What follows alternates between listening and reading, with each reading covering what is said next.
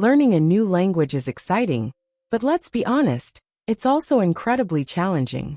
When I first started learning English, I thought all I needed was a good textbook and some discipline. But soon I realized that the real obstacles weren't just about grammar rules or vocabulary lists. They were psychological. One of the first things I had to deal with was self-doubt. I kept questioning myself. Am I even capable of learning this? That little voice in my head would whisper, "You're too old for this." Or, "You'll never sound like a native speaker." And unfortunately, that inner voice was loud. It made me hesitate before speaking. I was terrified of making mistakes. Then came fear. Not just fear of being wrong, but fear of looking silly, of being judged, of sounding foolish. This fear created a wall between me and my goals. Even when I knew what to say, I held back. Another huge challenge was the lack of opportunity to practice. I didn't have English-speaking friends, or live abroad. So most of my exposure came from YouTube videos or podcasts. It was hard to simulate real conversation settings. Because of that, I rarely got feedback on my speaking. I didn't know if I was improving or reinforcing bad habits. And the longer I went without practice, the more I doubted myself. It became a cycle. Then there was the issue of time. Life is busy. Between school, work, family, and chores, time just disappears. I told myself I'd practice 30 minutes a day, but often I couldn't even manage 10. And when I missed a day, I felt guilty. That guilt turned into stress, which made me avoid it even more. Losing motivation was another mountain I had to climb. Some weeks I felt like a rock star, learning new words, speaking confidently. Other weeks, I couldn't be bothered to even open my notebook. I questioned if I was just wasting time. And honestly, I underestimated how difficult the whole process would be. I thought fluency would come quickly, but I was wrong. Learning a language is not a sprint, it's a marathon. And marathons test your patience. Poor vocabulary didn't help either. Sometimes I had the ideas in my head, but couldn't find the right words. I would try to describe something simple like a movie I watched, and halfway through, I'd get stuck. That's when I realized I didn't just need more words. I needed to own those words, to make them part of my daily thinking. And let's not forget grammar. English grammar can be a nightmare, especially tenses, articles, and prepositions. Sometimes I'd write a sentence that I thought made perfect sense, only to find out it was completely wrong. I struggled with things like I have been versus I had been, or when to use a and the. It was frustrating. But the worst part was not the mistakes. It was the feeling that I would never get it right. That led me to another challenge, attitude. My mindset was working against me.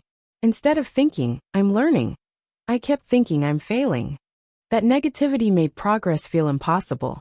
I used to compare myself to others who seemed to learn faster, and that only added to the pressure. Then came the fear of learning a completely new way of thinking. Languages aren't just words, they're culture, logic, rhythm. Sometimes my brain just didn't want to switch. I resisted letting go of the rules from my mother tongue. There was hesitation in changing old ways. I kept translating everything instead of thinking directly in English. And of course, that slowed me down even more. It was like driving with one foot on the brake.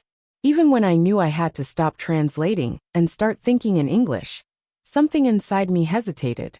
And that something was often my inner voice. It didn't just whisper doubts, it shouted them on bad days. You'll never be fluent, it would say. Or worse, you're wasting your time. You should just quit. I realized that the biggest challenge wasn't grammar or vocabulary. It was me.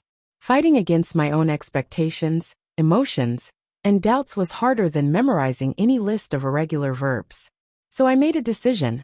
Instead of fighting my inner voice, I would talk to it like a coach talks to an athlete. I started saying things like, "It's okay to mess up. That's how you grow." Or "You did better than yesterday." That small shift in mindset made a huge difference. I stopped aiming for perfection and started aiming for consistency.